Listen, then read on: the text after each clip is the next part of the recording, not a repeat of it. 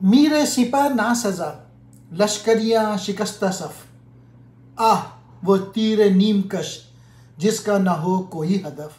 تیر نیم کش آدھا کھینچا ہوا تیر، یعنی جس کا کوئی ہدف نہ ہو، جس کا کوئی گولز نہ ہو، جس کا کوئی نشانہ نہ ہو، ایسی زندگی۔ اور میرے سپاہ نا سزا، جو لیڈرز ہیں وہ نالائق ہیں۔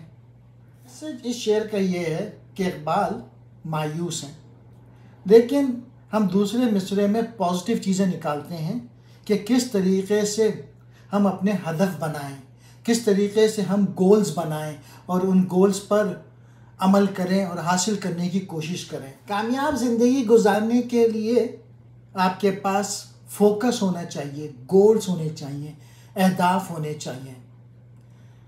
اگر آپ واقعی کچھ کرنا چاہتے ہیں تو آپ کو راستہ مل جائے گا۔ آپ اپنی زندگی میں کم چیلنجز کی خواہش نہ کریں، بلکہ زیادہ دانش مندی کی خواہش کریں۔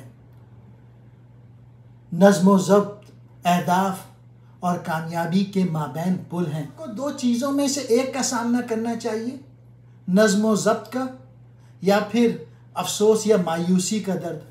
اگر نظم و ضبط ہوگا تو ہم اپنے اہداف حاصل کر سکیں گے۔ جب آپ جانتے ہو کہ آپ کیا چاہتے ہیں تو پھر آپ کو اسے حاصل کرنے کا راستہ مل جائے گا۔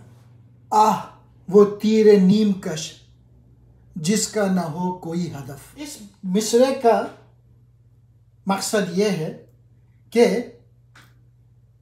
ایسی زندگی جس میں کوئی ہدف نہ ہو، جس میں کوئی گولز نہ ہو، اس پہ اقبال کو افسوس ہے۔ اقبال کہتے ہیں اپنے آپ پہ توجہ مرکوز کرے، دوسروں پہ نہیں۔ ایک غیر معمولی زندگی گزارنے کی بنیاد یہ ہے کہ سب سے پہلے اپنی دیکھ بھال کی اہمیت پہ زور دیں۔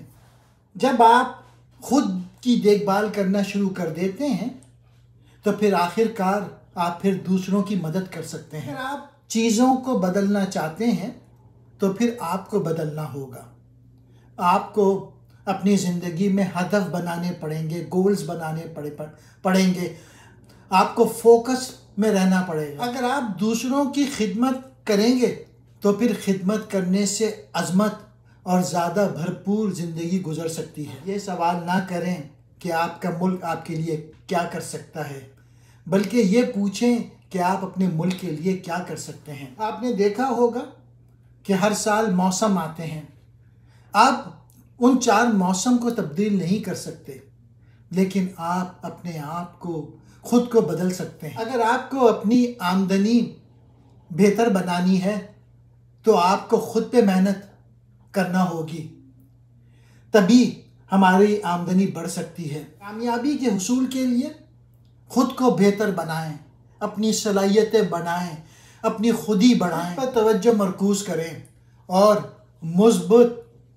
پازیٹیو پہلوؤں کو دیکھیں، اپنی صحت کا خیال رکھیں اور اپنے جسم کو صحیح غذا دیں۔ مسلسل کوشش جاری رکھیں حتیٰ کہ ناکامیوں کے باوجود، کیونکہ ہر ناکامی کے بعد کامیابی آتی ہے۔ آپ کے منفی خیالات آپ کو اپنے اہداف تک پہنچنے سے روکیں گے۔ ہمارے منفی خیالات ہمارے خوابوں کی حوصلہ شکنی کرتے ہیں، اسے کم کرتے ہیں۔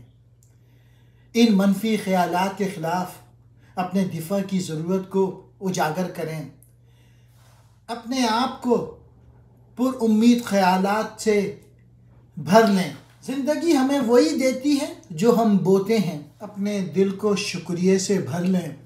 جب آپ اپنی نعمتیں گننا شروع کر دیں گے تو پھر اچھے خیالات ابھرنا شروع ہو جائیں گے۔ اتنا یاد رکھیں، خیالات کی طاقت، ذاتی ترقی اور دوسروں کی خدمت کرنا کامیابی کے لیے صرف راستہ ہی نہیں بلکہ ایک تکمیل کی زندگی گزارنے کا جوہر بھی ہے۔